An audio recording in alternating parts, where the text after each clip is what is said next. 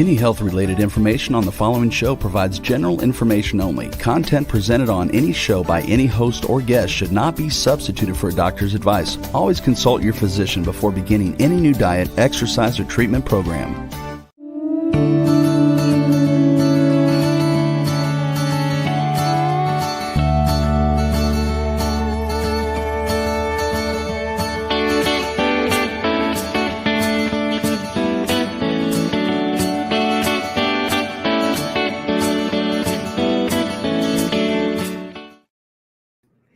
Welcome, beautiful people. I'm Nancy Addison with Organic Healthy Lifestyle, and welcome to my show.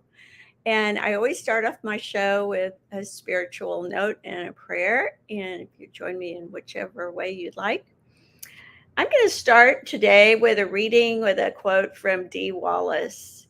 And she was the actress in E.T., and she's actually had a lot of things happen in her life that caused her a lot of stress, and she's become a very, very spiritual person. And I've had her on the show before, but she has this quote: "A man is great by his deeds, not by birth." And that's a quote from Chanukah. And she said, "Many poor, impoverished children have risen to great heights because of desire and support. Many children born into wealth and power have squandered their privilege with abuse or laziness. The power of creation is equal to all beings. Believe in yourself and create magnificently."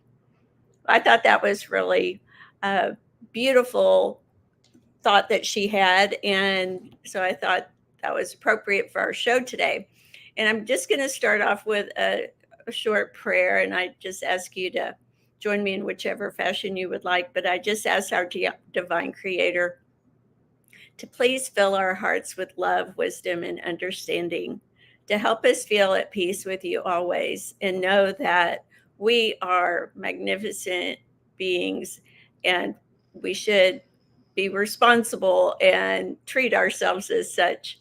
And we ask you to help guide us, send an army of angels to protect us and guide us, and to help us on our road through our lives here. And I ask this in the highest good of all concern for everyone listening now and for everyone listening in the future. And so it is. Well, I have one of my dearest friends on the show today, and she's only on audio, but she is magnificent, and she's been on my show before. And I wrote Alive and Cooking with her, and it's a easy guide to health for you and your parents. But in addition to that, she has won 2 Tellys, 2 Emmys, and an Academy Award for her documentary filmmaking. And I've always found her, ever since I met her, to be one of the most fascinating and also kind people I've ever met. And she's a New Yorker. And so when we wrote this book, I always thought we touched on the North and the South and the East and the West because I am such a Texan. And so welcome to the show, Maryann. Thank you. That's very kind of you to say all those things. I don't know if I can live up to them all. But I wanted to say that I just came back from the bookstore, and I bought a set of books, which I usually don't buy. I'm a library girl. But this wasn't available in the library. And I wanted to read a quote that I heard Wayne Dyer say, and this made me go out and get, it's a series called The Life and Teachings of the Masters of the Far East, Bayard Spalding. Okay. And the quote is, kind of jumps off your quote: "There is a light that lighteth every man that cometh into the world. That light is eternal, all-powerful, and imperishable. Only that which is born is subject to death." The wow, light that's beautiful. Sorry. The light is the extension of God into man and is not born nor can die. I just felt that was so powerful, that we all have this light inside us, no matter who we are, no matter anything. It's a radiant light. And I feel this too because I've been doing Qigong and I've been reading about the Tao, and it's all about the radiant light that is inside you. And it's all about living in balance, and that in Taoism, the universe springs from the Tao, and the Tao impersonally guides things in that way. And it's a spiritual practice with medicinal benefits. Taoists say that the best way to heal, the medicine you need is inside you. And that's all you need. And to improve the quality of your breath, it improves the quality of your life. Slow breath, calm heart, peaceful person, peaceful spirit, happy human, happy humanity. So, I mean, it's so simple. What we need, we don't need to do a lot of different, things. We just need to do things like follow our breath and live in balance with nature, be part of nature.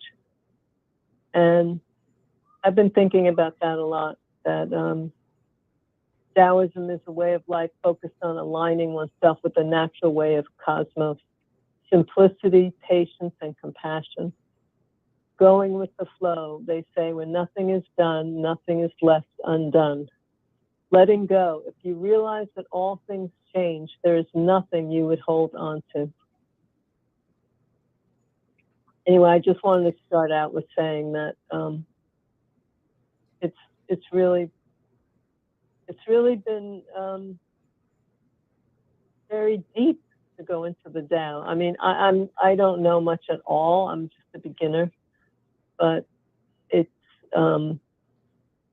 having its own impact by just not thinking too much about it, but just doing it every day, meditating every day, a few times a day, just doing the mudras. I'm learning about what the hand movements mean, how they connect with your physical body. The pinky, I just heard them say, is associated with the kidneys. And so I didn't think about that most of my life, that this is all, I mean, I knew it was connected in my head, but then when I hear them talk about the mudras and how this connects to this organ, and it's all perfection. We're just perfect beings. And we have everything we need. Anyway, what do you think about that? Well, I love that. And we were talking, I guess it was a couple of weeks ago, and you were saying that you were doing Qigong, and I thought that was fabulous. And throughout the whole time I've known you, a lot of the things that we've done were to go out and be in nature, be in the park, go sit on your rocks in the river, just go connect and get grounded. And I think that's been something that's really connected us, that sharing of believing in this being so powerful for our lives in so many ways. And like we were talking about earlier today, I really believe that we are living in such a chaotic world because of all the internet and the social media, and we just get impacted by all of this kind of chaotic energy from so many things. And even if it's not that, it's that people have heavy schedules, or they believe they have to do so many things to keep up with, whatever it is they're thinking they have to keep up with, that I find so many people are so stressed and anxious and kind of frazzled. And part of what I've really found to be the most helpful for myself is, and I moved to the country about a year and a half ago, and of course I was living in Costa Rica at one point, but when I'm in the country and really surrounded by nature and able to just go outside and sit and be with the trees and the cows and the flowers and things, it is so restorative to me. And I know that the Schumann resonance of the earth is so healing for us. So we want to vibrate at the resonance of the earth. And so when we go out and sit on the ground and connect and are not separated by rubber soled shoes or shoes that disconnect us or cement or different things, it does restore like our harmonic energy field in ourselves. And I think the Qigong really is that it's connecting with the earth's energy and then also using it by bringing it into our body and creating that harmony in our heart and our beingness. Yeah. It's I don't have his email in front of me, but Zach Bush sent out an email about that we're tactile beings and we need to interact with the earth, with being on the ground. We've lost so much of that. We don't know where our food comes from. We don't know how it's grown. Everything's packaged. We're not outside as much as we used to be. All this impacts our body and our mind. Yes, it does. And our whole being. I think so too. And I've got my garden growing, and I have to admit, it's just a little garden, but I feel so excited and happy when I can pick my own food from my own garden and eat it fresh and not have to go to a store and get it packed and packaged and shipped. Yeah. He says to be human is to have a tactile experience. When we look at the human brain, we find that it is wired to be a sensory organ. If we are not sensing the world around us, we will be unable to awaken to the deeper feeling of what it means to be alive. If we are not becoming alive every day, we are certainly missing out on the beauty of nature, the beauty that is within us all. I just think this, and he says this disconnect of learning, knowing about how our food is grown and what we're consuming, it's made us more prone to chronic illness than ever before. And it's time to deconstruct what we know about the current food production paradigm. I'm also reading a book about gardening in the mind, and it's just fascinating. The programs that people have started with kids, with people in jail and prisons, and what it has done to their lives. And this is I guess a continuing theme in my life, because I talked to you before about gardens and how they impact our brains and our lives. And it just blows my mind that it can do so much for one. And it's available. It's here. I'm also involved in a composting garden that's right across from my apartment. And I was just amazed. I was talking to the person who's the expert on composting, and I was asking, how can, they put all kinds of food in the compost. And I said, how can we take junk food and get something from it that's going to eventually turn into soil with other things in it, of course? And he was saying it's the microbes. They know how to get rid of the pathogens. I mean, I'm simplifying this because he just told me this yesterday, and I haven't, not to make a joke, but I haven't digested it all yet. But somehow nature knows. That's a miracle. So it really is. And that is so profound.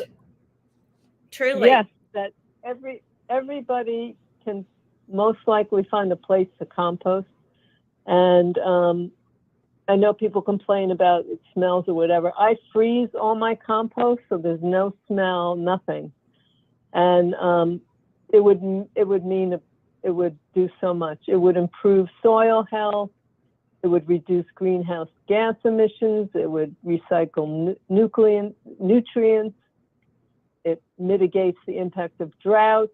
It's just, I took this up the internet. Farmers refer to the compost soil as black gold. It's so rich in nutrients. So I'm going to put that out as a call to everybody who can to compost.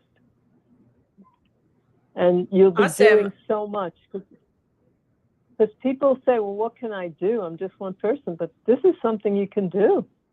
It's not going to cost you any money. You don't have to learn anything.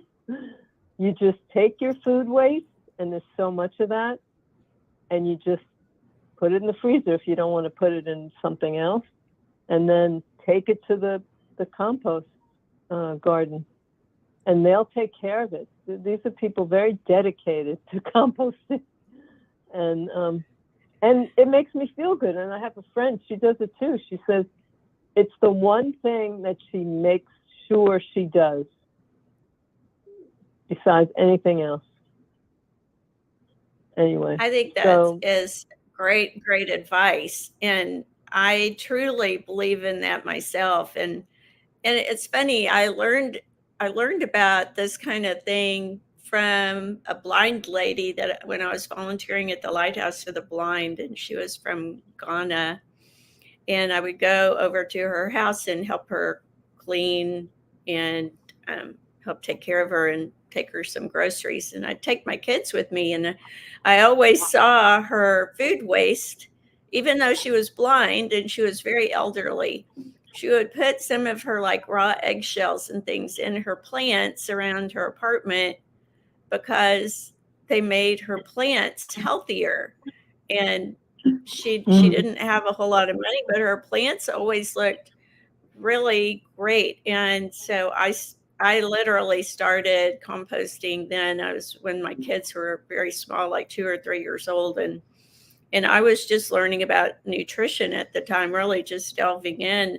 And as I did, I was researching how water was purified, and it literally, they run toxic water through fields of different types of grasses and places. And you're right, the plants clean the water. They know how to do it. The earth is so smart, and it's such an amazing thing that we're a part of.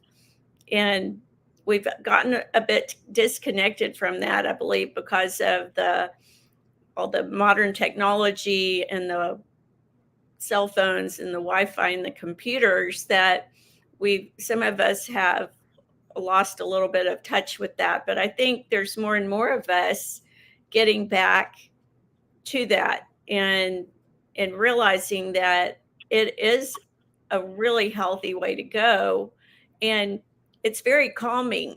And we were talking this morning about how much stress is on young people, and how when you see people in New York, I'd love for you to share that about how you see some of these young people out, and they're look like they're ready for a photo shoot at every time, and they're not really just in themselves, being themselves. And this is really different from the way you and I grew up in the 60s. Yeah. Even though there's more equality in certain ways, I feel like it's not true, because young women, there's an enormous pressure on them to look a certain way. And I see it on the faces of these young women who just go out and they're just lacquered. They're just full of layers of makeup. Like I said, like they're going to a photo shoot. You can't see their real face. It's a mask.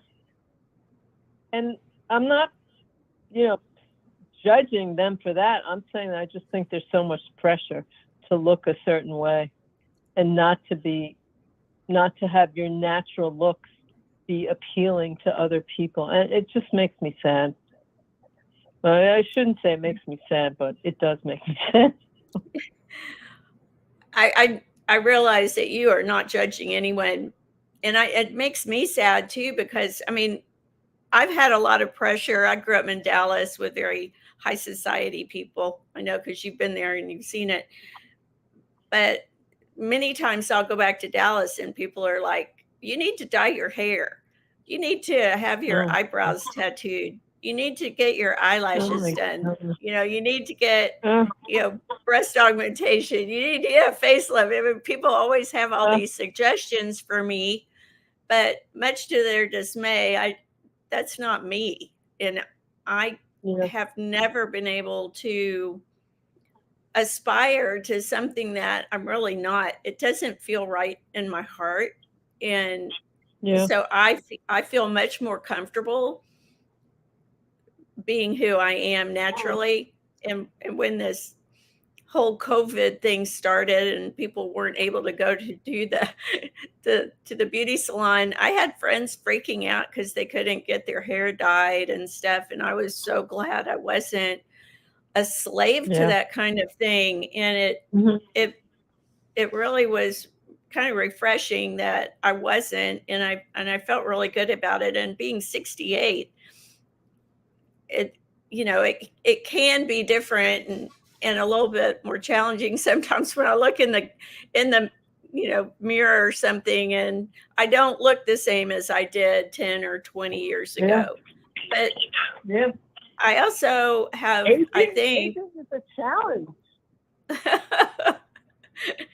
yeah, it certainly can be. And, we wrote about a lot of this in our book, Alive in Cooking, which was for Yeah, older people and people taking care of elderly parents.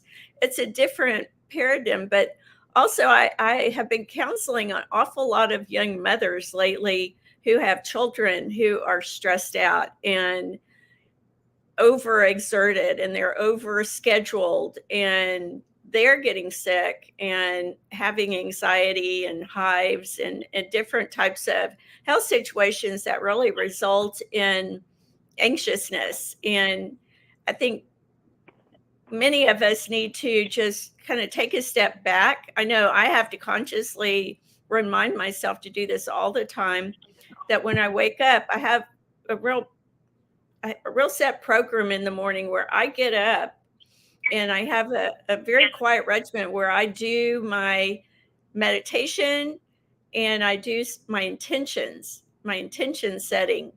And intentions are different from meditation. Meditation, I really believe, is just calming your mind. And the word meditation actually means ponder.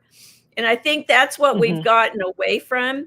I think people are not yeah, allowing themselves the time to reflect, to yeah, like you said earlier, to digest that information and analyze it in a peaceful way so that you can apply it to your life in whatever way you decide to apply it.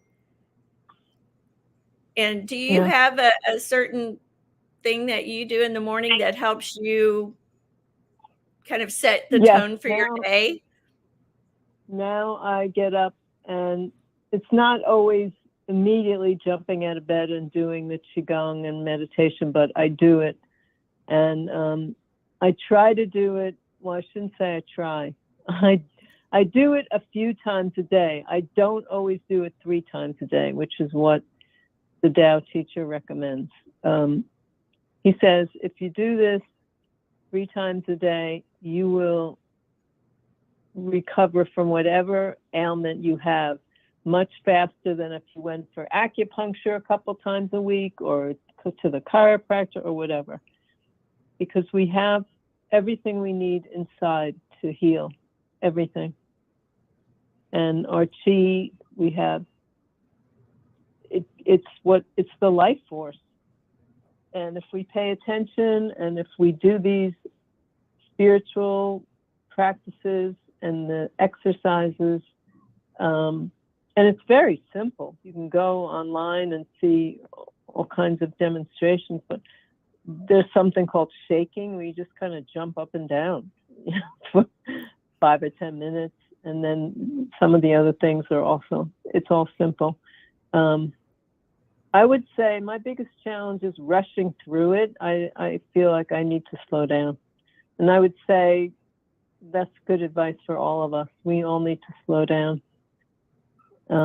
in our minds, in our breathing, in our eating, everything. So that's Totally what I agree. do. And then I don't always set an intention, but I do go out and drink. Here's what I'm going to say. I drink coffee every day. I know you have your This is coffee not- ritual. I do It's have sacred. my coffee ritual. But, you know, I write and I read. For some reason, it's easier for me to read and write when I'm outside of my apartment. And I sit in the sun, even if it's a cold day. I sit outside. And I sit outside for about an hour. So it just feels good to sit out. I look up at I look at the birds. I talk to people. Yeah, it's not just about the drinking coffee, although drinking coffee is important to me. But I'm thinking about segue into this. I'm thinking about why am I still doing this? Because I know it's not good for me.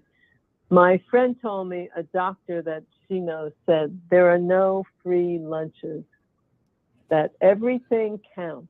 Every food you put in your mouth, every thought, every action, every intention. And you have to be mindful of that. If you want to live healthy, that's what you have to do.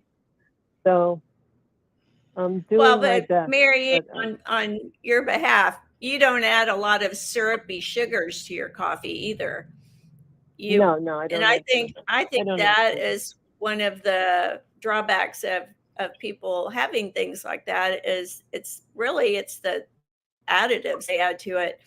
And I think in some ways there have been many studies, and historically coffee has not necessarily been bad for you. It's really the quality of the coffee and also your mindset on these things. But one of the things I've always loved about you is that you do have this wonderful way of starting off your day, like writing or reading. And when we were writing our book, you were taking a class from Kimala Rogers, and you were writing. And we would sit when we were working on our books, we'd get together for sometimes 2 weeks at a time, and we'd get up in the morning and we would both sit and write for like 30 minutes and just intentionally write well and write things that were affirmative. And I found that to be wonderful. Yeah. Transform your life through handwriting. Well, one of my students saw the book I had. He said, has your life been transformed? I said, well, no, not yet. But anyway, I think it's really great to learn about letters and to learn about what your handwriting can do for you. It can do a lot. I think it's a shame that it's not even being, I don't think cursive is even being taught anymore. I think I've heard that also, but it is the connection between the brain and your heart. And I think it has power in it as well as the words you speak. And so I think all of these things impact us on a deep level. And if we can do them mindfully and thoughtfully and really craft what we say to be positive. And I heard this thing the other day that abracadabra was like a Jewish spell. It comes from a Hebrew, and and I'm not sure I'm remembering it right, but it was like creating a spell with your words. And I believe that we actually, when we actually say things and put this energy out into the universe, we are creating that. And so one of the things I've really been focused on, especially in the last couple of years or maybe 6 years, on quite literally being very mindful of how I say things and how I declare things, because I think our culture has really encouraged us to almost like say things bad about ourselves. You know how people have a pity party and everybody's like, oh, so sorry about that. And it encourages people to talk more about how they're struggling or how their health is bad or something. And it's almost like it gives them something to talk about. And then Yeah. they don't want to get well. One of the things I've learned about getting people who have really serious health issues is that I need to know, they need to come to me. They have to want to heal. They have to actually choose to, because some people really identify with what they're struggling with and they don't want to give it up. I remember when the COVID thing started happening, and I was talking to Peggy Hall, the Healthy American, and she was trying to get it through to people that this was not real and that this was, being portrayed upon us by this pharmaceutical World Health Organization group that want to have a one world order. And she would tell people the truth about things, like, the truth about how masks were so harmful to your health, and how isolation was even worse. It's one of the worst things for your health. And she goes, people did not want to give up this pandemic thing because it was like exciting, or it was something they were a part of. And it was really startling to know that they didn't want to know the truth, and they didn't want to know that it wasn't, a real threat, that it was actually other things that were happening to people, like the 5G rollout, the electromagnetic field, or the toxins that were being put in our water supply or in our air. And it's very interesting. They wanted to be a part of this like movement or something, because the media was hyping it up so much that they were really preying on people's conscience. And usually it's the sweetest people that watch a whole lot of TV that are getting programmed to like be honest, hurt someone else. And I have to admit, I've had Dr. Kaufman and Dr. Cowan on my shows before, and if you read their books about the terrain, all of this, I just really believe all this bacteria and germ theory is really not true. I think it was actually contrived in order to promote pharmaceuticals in these vaccines and things. But my whole point here is it's the terrain. It's you living in an environment that is peaceful and healthy, as compared to one that's chaotic and not clean or cluttered, or however that may be. And that the more we organize our lives in order to be surrounding, like, we eat probiotics. I mean, if you really looked at the germ theory, why would we be out eating probiotics? Because those are germs. It's the good bacteria, and we're really just big, huge mixtures of bacteria. And some of the good bacteria keeps the bad bacteria at bay, and you just always have kind of a balance. I mean, I grew up playing in the dirt and in the creeks at home. My friend and I would just spend days playing in the creek. We were actually pretty healthy. And I think a lot of what you were talking about with the compost, we were getting grounded. We were absorbing this good energy from the plants at the park. And we were in nature all day. We weren't sitting in front of some kind of screen being bombarded with this chaotic energy and this false narrative, or whatever it is the advertisers want you to do. So I think we need to take control of our mind, and also of our how we spend our valuable time, because I do think our time is one of the most valuable things that we have today. And if you aren't controlling that to a certain extent, to be grounded and to have some quiet time to reflect and analyze information, I think people tend to get frazzled and not make the best decisions for themselves. And I do think it can literally cause serious health situations. So Yeah. Well, I what's don't your know. take on that, Maryann? That was kind of a long spiel. Okay, I'm not totally on board with the COVID thing, but I hear what you're saying, and I have a lot of questions, and I don't believe almost anything that I hear on the media anymore. There's just been too many cases of things that we thought were true over the years that turned out to be absolutely untrue. But I still think we all have beautiful lives, and we can take control, and we can live healthy lives. We can take it back, and we can do simple things like drinking water. And I know you know a lot about this because this is also in our book, but that I read water gives the brain energy to function, including thought and memory processes, and the brain can't store water. And that you only need to be 1% dehydrated to experience a 5% decrease in cognitive function. That the brain is made up of approximately 85% water.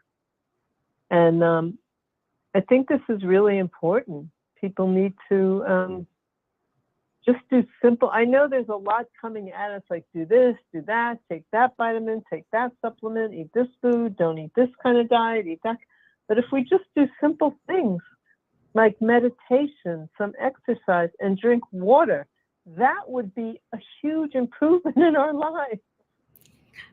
That is an extremely good comment there, and I agree with you. And I do think it is sometimes getting simple, and there is so much conflicting information out there and such an overload of information, and people seriously don't know who to trust, who to listen to, and how to follow things. I have many of my clients that I work with, I really do start with basic things like deep breathing and quality of water. And I think looking at the quality of what you're doing and really taking the time to make sure your water is quality water and not some carbonated, sugar-filled water or something people think just because they're drinking liquids that it's actually a hydrating liquid that's going to help them. But your blood cannot even flow without water.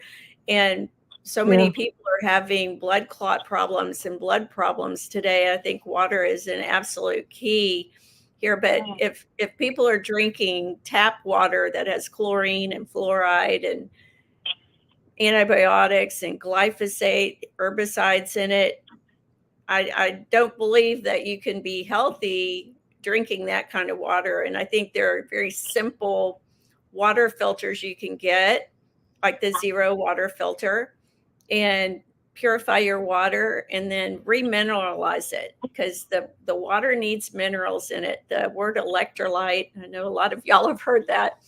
I had a doctor tell me once, I think it was Dr. Bruce Lipton. He said, Nancy, the electrolyte is simply a fancy medical term for the word salt, but most of the salt that people are using today is white and refined, and it's had all the minerals removed, and it's been bleached, and it's had high fructose corn syrup added to it and preservatives, and your body reads that like a poison. But you need these minerals, and I believe that's what's in like the compost and and things like fulvic acid or shilajit. Those are concentrated, mineral-rich, really electrolyte-rich compounds that you have to have in your body in order to actually absorb the water. And so I think you have to remineralize your water, and then if you can, stir it really fast in a circle till it creates a vortex. And I heard recently you should stir it like 8 times to the right and then 8 times to the left to actually structure it. I had understood that you just stir it really fast till it creates a vortex. But I'm going to have that guy on my show soon, and I'm going to ask him about it. You stir it 8 times to the left and 8 times to the right? Well, he said to the right first and then to the left. And but he's going to be on my show soon, and I'm gonna ask him about that particular thing. I actually have a spring aqua system that I truly love, and I even have a thing on my website about it because I like it so much. But it will take out all the toxins, then it remineralizes it, then it literally infuses it with hydrogen, which is a really overlooked nutrient that we really need in order to get oxygen into our cells. And it's probably the most prevalent antioxidant we have. It really gets rid of free radicals. So it infuses it with hydrogen. And then my system actually structures it before it comes out. So my water that I get from my kitchen faucet is actually structured mineral rich water that is really way better than I could get anywhere else. And so I'm not subjected to having any kind of plastic water.